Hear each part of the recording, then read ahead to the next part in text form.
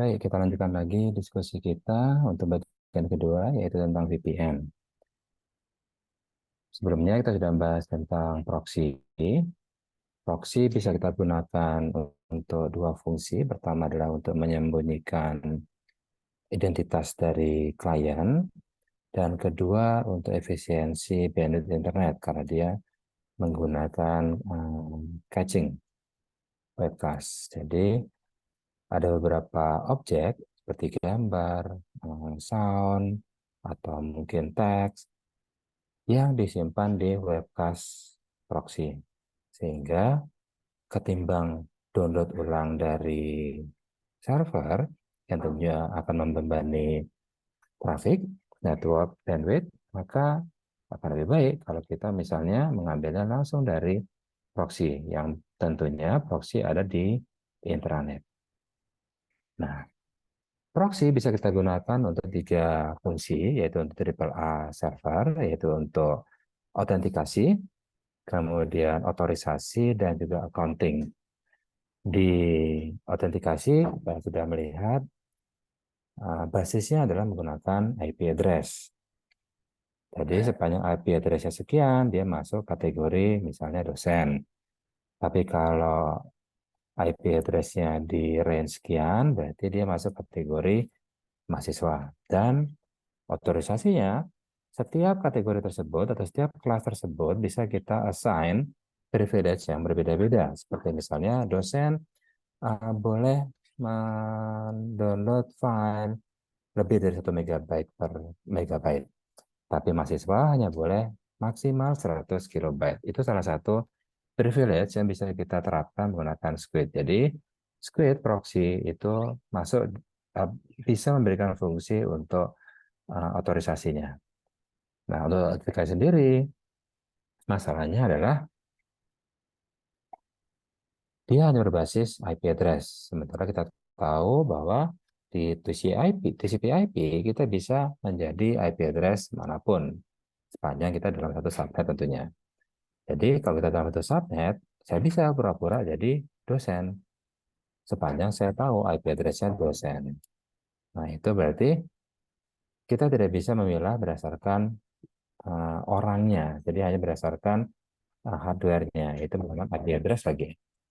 Nah, sebenarnya di proxy juga menyediakan sebuah modul untuk autentikasi di mana user pada saat ingin terhubung dengan proxy, dia akan diminta username dan password. Cuma masalahnya, username dan password tersebut dikirimkannya masih dalam bentuk plain text, sehingga orang yang bisa mengakses jaringan akan bisa mencuri username dan password tersebut. Nah, makanya di sini kita akan mencoba menawarkan fitur untuk mengenkripsi komunikasi yang berbasis proxy tadi, yaitu dengan menggunakan VPN. Oke, tapi sebelum itu kita coba untuk membangun topologi yang lagi. Topologi ini dibangun dengan menggunakan tethering dari HP saya. Kita coba lihat password root, password. Kita lihat ifconfig em0 56100. Kita coba ping dari klien, ping 192.168.56.100. Tidak bisa, mungkin karena firewall-nya masih aktif. IPv disable firewall. Kita coba lagi. Sudah bisa sekarang. Kita coba sebaliknya. Ping 192.168.56. Berapa ya? Coba. config. Oh, 102. Kita coba. 102. Oke, bisa ping. Nah, sekarang untuk ifconfig em1 43122. Kita coba ping sekarang. 43122. Dibilang network is unreachable, yang berarti bahwa network tersebut tidak terdaftar di tabel routingnya klien. Kalau tidak terdaftar, berarti solusinya ya kita buatkan gateway-nya. Jadi kita harus kasih tahu ke klien, kalau ingin mengakses subnet 4 giga sekian, tolong kirimkannya ke gateway ini. Nah, gateway tersebut adalah 56.100, yaitu EM0 dari router. Caranya biasa sudo IP root add kemudian 192.168.430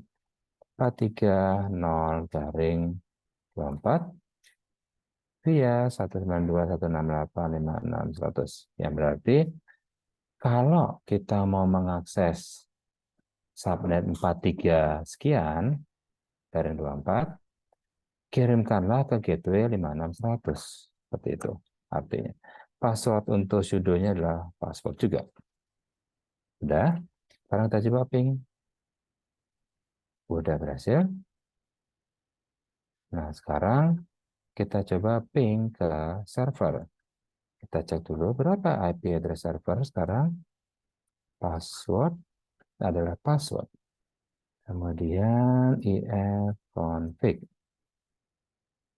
43154. 43154. Oke, bukan network unreachable, berarti si dia sudah tahu gateway-nya kemana, cuma masalahnya nggak ada return. Nggak ada return karena server belum kita kasih tahu bahwa ada loh subnet 56 sekian, yaitu subnetnya klien, dan kalau mau mengakses subnet 56, akseslah ke sini. Oke, kita coba saja root add, kemudian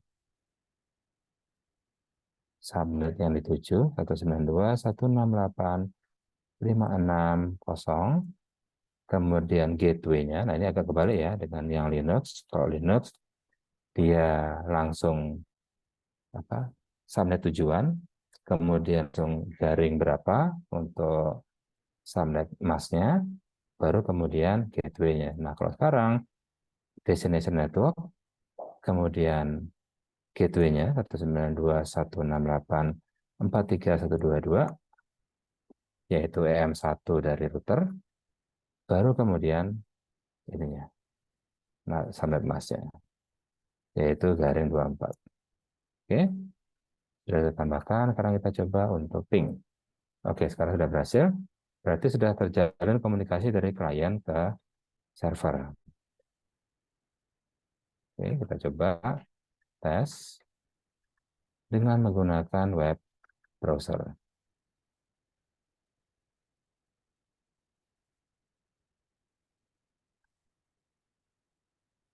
Kita coba cek dulu konfigurasinya. Seperti biasa, cache kita hapus dulu.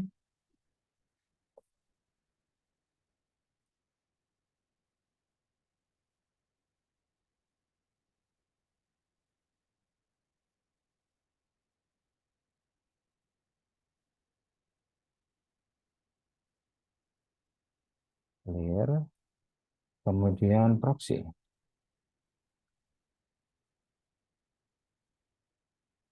Menggunakan proxy ke 56.100. Kita coba cek dulu apakah di router proxy-nya sudah jalan atau belum. PS, AX, Grab, Squid. Yaitu aplikasi yang akan menjalankan proxy. Apakah sudah jalan ya? Berarti komunikasi harusnya sekarang bisa digunakan. Kita coba 192.168.43154. Sudah berhasil ya koneksinya. Dan kalau kita lihat koneksinya di lognya web server,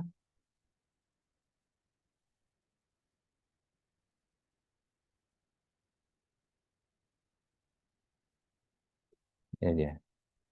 13 Oktober ada akses dari 43122. Berarti dari EM1-nya router, bukan dari klien. Karena dia menggunakan proxy. Proxy menyembunyikan IP address dari user. Terjadi di 11 Oktober, 13 Oktober jam 20. Ada get untuk indeks HTML-nya, kemudian get gambarnya, get gambarnya, get gambarnya, get gambar, dan get favicon-nya dia nggak berhasil. Oke, nah sekarang kita coba menggunakan VPN. Nah, untuk VPN sendiri, sini kita perhatikan, kita akan menggunakan engine lagi tambahan, yaitu MPD. Nah, sebenarnya MPD atau Multi Protocol Daemon itu dulu digunakan untuk VPN. Karena pada tahun tersebut, yaitu pada saat FreeBSD 4.11, ya yang ada pada saat itu yang paling terkenal adalah MPD. Cuma sekarang sudah ada yang lebih bagus lagi dan lebih simpel, maksudnya bukan lebih bagus, lebih simpel, yaitu OpenVPN. Cuma masalahnya pada saat FreeBSD 4.11 belum ada OpenVPN, jadi masih belum stabil OpenVPN-nya. Makanya di sini menggunakan MPD. Tapi kalau teman-teman menggunakan FreeBSD yang baru atau Linux yang baru, disarankan menggunakan OpenVPN. Oke, sekarang kita menggunakan MPD dulu. Ini sudah jalan MPD-nya dan konfigurasinya ada di user local etc MPD. Jadi kalau di FreeBSD, semua engine-engine yang kita install itu kan diinstal di user local etc. Nanti ada Squid, ada MPD, dan ada misalnya Apache buat web service-nya. Kemudian kalau kita install database seperti MySQL dan seterusnya. Ya. Di sini ada 3 konfigurasi, MPD conf, MPD link, dan MPD secret. Nah, teman-teman bisa ekspor sendiri untuk MPD conf dan MPD links-nya. Sekarang kita coba lihat MPD secret-nya saja. Karena di sinilah berisi daftar username-nya.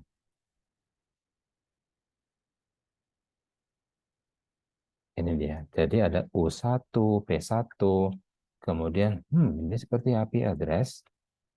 Nah, di VPN, kalau nanti seorang klien atau seorang user login ke VPN server menggunakan pakai U1, passwordnya P1, maka dia akan di-assign IP address baru 172.16.1.2. Tapi kalau dia menggunakan U2, dia dapatnya IP address-nya yang ini. Kalau pakai U3, dapatnya IP address yang ini, dan seterusnya. Oke, kita coba aja ya. Di sini kita sebenarnya sudah pasang VPN connection, tapi kalau teman-teman mau lihat, edit connection, kemudian ada VPN connection, coba diedit, isinya sebenarnya cuma seperti ini. Di mana IP address VPN servernya? Kemudian username-nya apa? U1. Passwordnya apa? Di sini bisa kita tambahkan. Atau bisa dia nanya, apa passwordnya? Gitu. Seperti itu. Oke, kita coba aja. Sekarang kita coba koneksi, tapi sebelum itu kita coba hapus dulu untuk kasnya.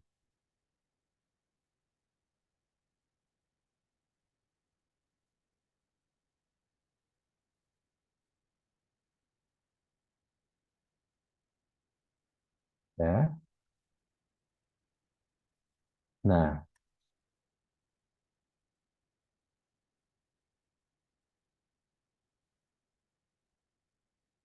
sekarang kita coba untuk connect ke VPN. Tapi sebelum itu kita coba lihat di sini ifconfig. Di sini saya hanya memiliki satu buah network interface card, yaitu INP0S3. Nah, sekarang saya coba untuk connect ke VPN. VPN connection sudah connect, successfully established. Karena tadi username menggunakan U1, passwordnya menggunakan P1. Sudah saya input di apa? Di konfigurasinya. Nah, kalau kita lihat if config. Sekarang saya punya network interface card baru, yaitu PPP 0. ini. Dan PVP0 ini, saya dapat IP address 1.2 sekarang. Sama seperti konfigurasi di sini. Kalau tadi saya pakai U1, maka saya akan mendapatkan IP address 172.16.1.2. Ini dia. Oke. Nah, setelah saya mendapatkan IP address ini, nah, saya tentunya akan menggunakan IP address ini untuk connect ke proxy kan. Meskipun sekarang seluruh komunikasi saya selain sebagai klien dengan VPN server itu sudah terenkripsi. Tapi tentunya saya ingin menambah security di proxy-nya. Nah, proxy-nya ingin saya tambahkan, saya coba masuk sekarang ke proxy, user local etc, last manager, nah ya dia, ada squid, jadi saya coba masuk ke squid. Dan di sini ada squid.conf. Nah, kalau kita lihat isinya squid.conf, di sini ada tulisan HTTP port 56100.8080, yang berarti proxy atau squid dia akan mendengarkan di IP address 56100 dengan port 8080. Nah, tentunya dengan konfigurasi seperti ini, siapapun jadi bisa mengakses proxy kan. Tentunya nanti ada HTTP access deny sih, kalau dia IP address-nya tidak sesuai. Tapi kalau orangnya bisa niru atau spoofing IP address, dia bisa masuk kategori lecturer, atau minimal masuk kategori mahasiswa. Jadi ada tamu, ada guest, dia tahu bahwa, kalau IP address saya 56100, saya bisa dianggap sebagai student nih. Maka saya bisa ngubah IP address saya 56100, berhasil saya akses internet. Nah, kita nggak pengen seperti itu kan. Inginnya agar hanya orang yang sudah terautentikasi lewat VPN yang bisa mengakses proxy. Jadi sekarang kita tidak lagi menggunakan squid.conf yang ini, tapi menggunakan squid.conf yang VPN di sini. Caranya adalah copy cp squid.conf yang pakai yang no delay pool dan VPN. Ini adalah konfigurasi yang kita gunakan untuk kalau kita mau menggunakan VPN. Oke.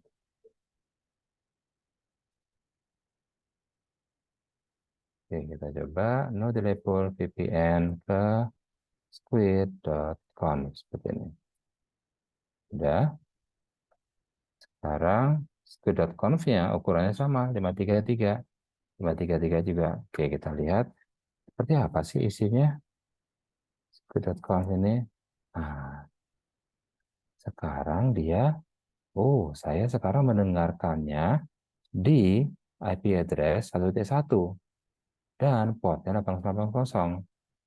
Berarti sekarang proxy-nya di klien harus di-set seperti ini. Oke, kita coba set dulu. Memang kalau sekarang nggak bisa. Ya, kalau tadinya bisa. Karena dia masih kebuka kan, proxy-nya masih mendengarkannya di 56100. Karena 56100 berarti yang digunakan bukan VPN-nya, tapi ENP0S3. Ya rugi, ngapain pakai VPN kalau gitu.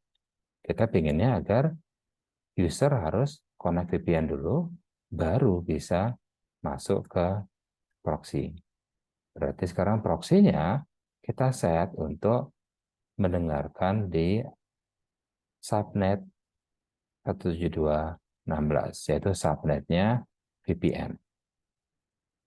Oke, kita coba sekarang masuk ke preference, kemudian proxy-nya kita ubah Nah, di sini bukan lagi 5600, tapi kita setting 172.16.1. Portnya masih sama 80. Jadi seperti ini. Saya akan mendengarkan di 172.16.1 ya. Portnya 8080. Berarti saya akan mengirimkan koneksi proxinya ya ke IP address yang sama. 172.16.1.1, portnya 8080. Oke. Oke. Nah, di sini tertulis juga sepanjang saya menggunakan 172.16.1 sekian, oh berarti dia masuk kategori dosen. Tapi kalau 2 sekian masuk kategori mahasiswa. Seperti ini. Oke, kita coba aja. Nah, cuma karena tadi kita melakukan perubahan di konfigurasi Squid, maka kita harus merestart Squid-nya. Caranya adalah user local etc rc.d Squid, stop dulu.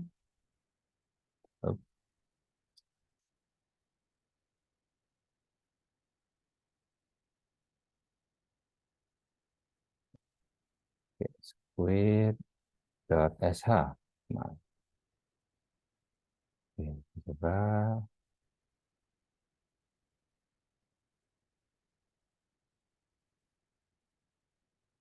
Sebentar sampai proxinya dimatikan.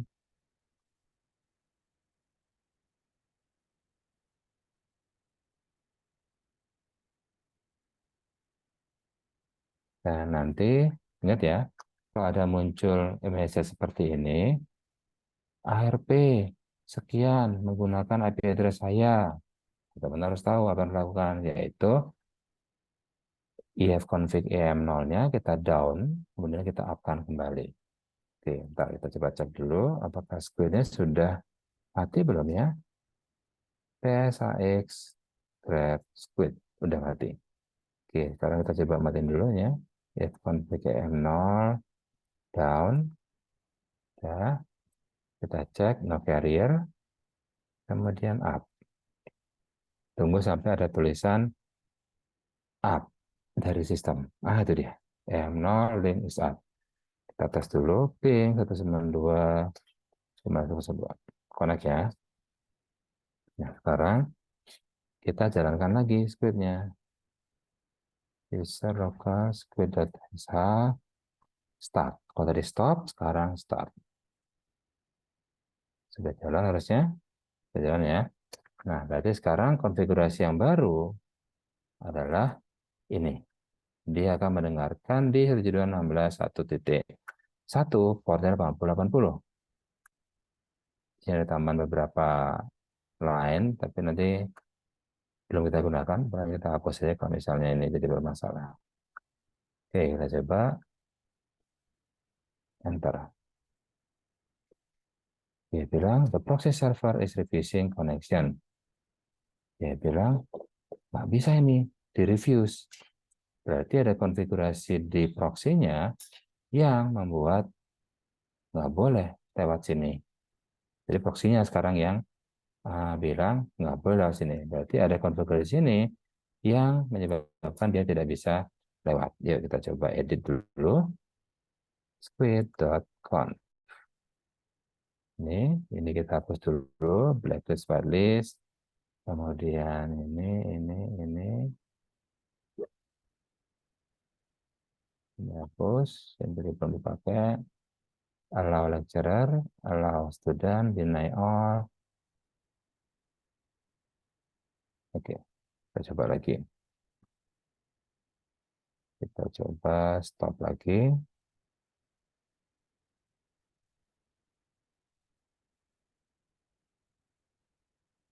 Ya, kita lihat. Oke, sudah mati. Sekarang start. Ya, oke, proxy sudah jalan.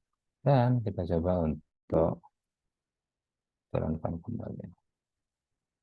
Oh, masih. Check the process setting whether they are correct. Oke, kita coba lagi.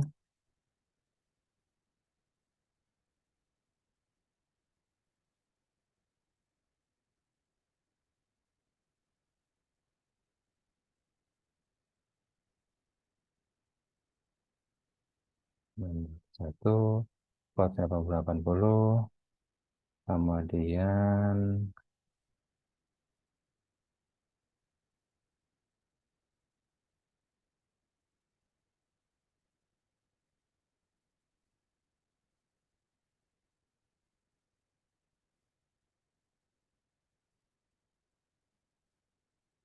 hmm,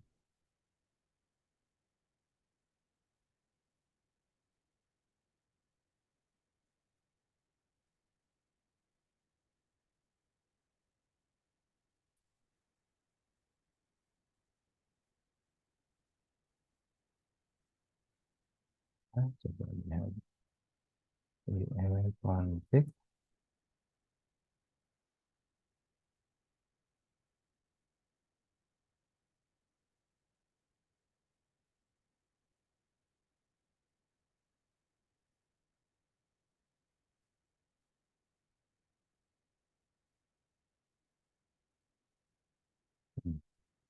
Kita lihat kok kayaknya keputus dia. Oh iya benar ya. PPP-nya keputus dia. Oh ya tadi kan kita down kan ya. Oke berarti itu yang jadi masalah. Kita coba connect lagi. Connecting. Oke sudah sukses. Kita coba ya config kalau ada PPP 0. Kita coba lihat. Oke dia ada. Ada jadi satu dua. Sudah dapat. Sekarang kita coba connect lagi.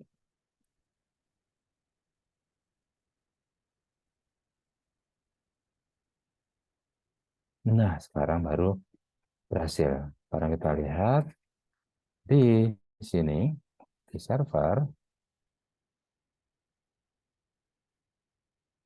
terlihat IP address-nya tetap menggunakan IP address dari EM1-nya router. Berarti setelah lewat dari VPN server, ya sama aja. Berarti VPN di sini hanya untuk melakukan pengamanan dari klien sampai ke router. Selanjutnya, ya sama aja sih dengan yang tadi, dengan yang apa tanpa VPN. Cuma sekarang karena proksinya di set, saya hanya mendengarkan di 172.16.1.1. Nah, untuk bisa mengakses ini, maka klien harus connect VPN dulu untuk dapat IP address dengan subnet 172.16. Setelah connect VPN, barulah dia bisa mendapatkan IP address 72.16 kan, yang ini. Nah, setelah dapat IP address ini, barulah dia bisa mengakses ini, 172.16.1.1. Oke, karena kita coba aja. TCP-DAM-W VPN.pcap. Tapi sebelum itu, kita hapus dulu preferensi apa cache-nya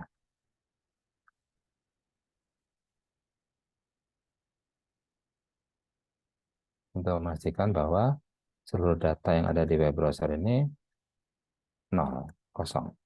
Biar nanti pas di refresh, dia melakukan koneksi seluruhnya ke situ. Oke, ini TCP-DAM-W VPN.pcap. Oh, nggak boleh. Harus sudo dulu. Sudo, kemudian password. Sudah listening. Sekarang kita coba untuk connect. Sudah, Ctrl C, kalau sudah selesai. Sekarang kita coba analisis hasil capture-nya dengan menggunakan Wireshark.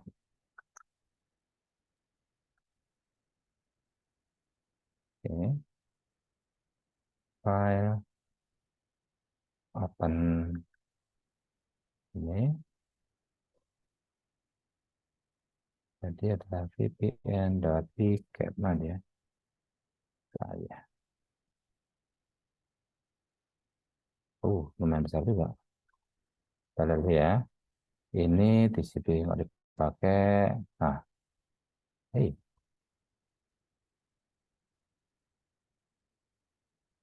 sebelum get, lihat. Dari IP address-nya sudah kelihatan dari 1.2 ke 1.1. Jadi ini kelihatan ya di ini ya, di apa di capturean apa capturean picketnya. Source-nya adalah 1.2 client, destination adalah 1.1. Kemudian ada get nih. Tapi sebelum get, di mana ini ya three-way handshake-nya? Yuk kita lihat.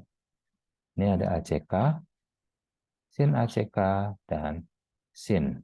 Oh, ini dia berarti. Jadi, meskipun dia pakai VPN, tetap menggunakan three-way handshake. SYN, SYN acknowledge, dan acknowledge. Baru setelah itu ada get.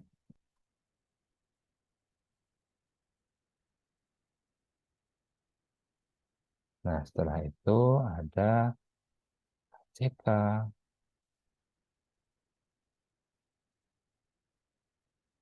dan sampai akhirnya ada 200. Oke. Oke.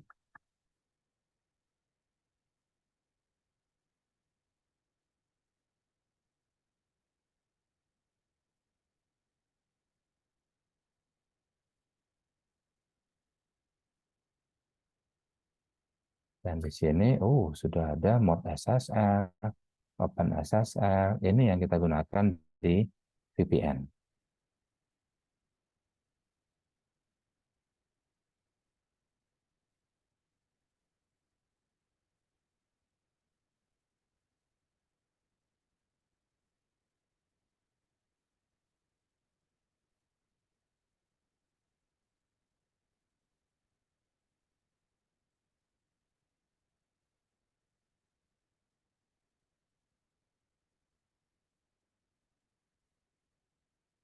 Oke, kita lanjut lagi. Tadinya 200 oke-nya. Terus ada get lagi. 200 oke. Dan isinya juga sama ya. Ini gambarnya yang download.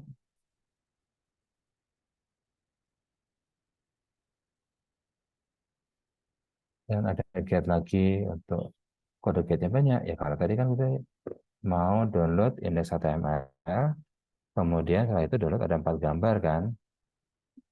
Nah di sini ini get yang index HTML-nya,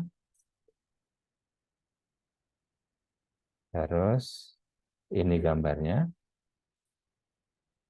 Maaf, balik ini kayaknya eh,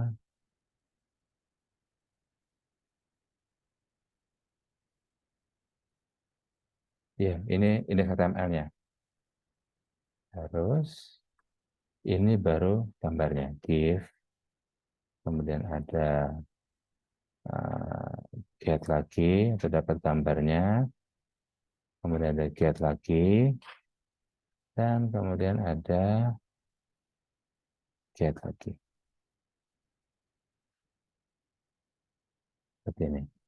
Cuma pas get yang terakhir, yang ini, yang dia minta favicon, dia bilang not found. Karena memang nggak ada kan faviconnya. Favicon itu yang kalau kita buka web browser, dia icon kecil di suatu website. Di sini biasanya. Tapi karena nggak ada, makanya dia bilang nggak ada favicon saya gitu. Seperti itu. Oke, ini adalah VPN. Jadi di VPN dia fungsinya itu adalah untuk melakukan enkripsi antara klien ke VPN server.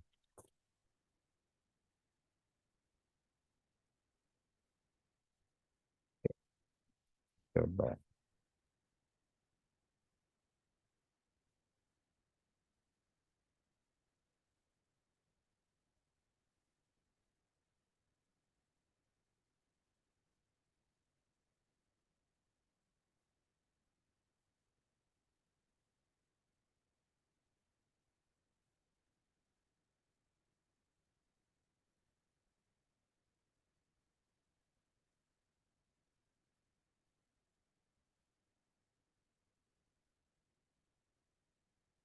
Jadi di sini adalah kliennya.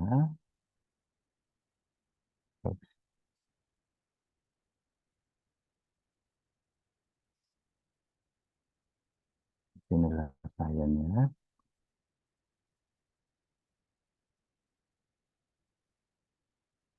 Kemudian di sini adalah routernya.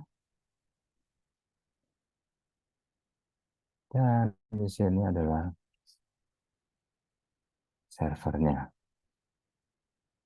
Nah, di sini ada VPN server. Dan di sini jadi VPN client. Nah, pada saat VPN client login atau connect ke VPN server, dia harus menyertakan username password kan. Berarti antara klien sama router ini akan tercipta koneksi yang terenkripsi. Tapi setelahnya di VPN server di sini menggunakan proxy server yang hanya mendengarkan dari 172.16.1.1. Makanya si klien dan sampai ke router itu harus menggunakan 172.16.1.x. Nah, biar dia bisa connect ke proxy servernya. Nah, ini berarti dengan menggunakan tambahan VPN, sebelum user connect ke proxy-nya, maka hanya orang-orang tertentu saja yang boleh mengakses proxy server.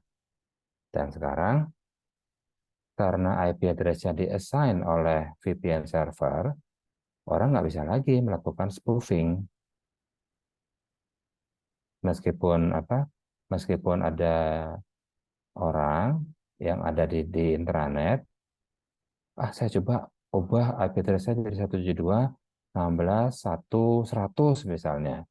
Ya nggak bisa, karena itu IP address-nya adalah untuk VPN, bukan untuk jaringan normal.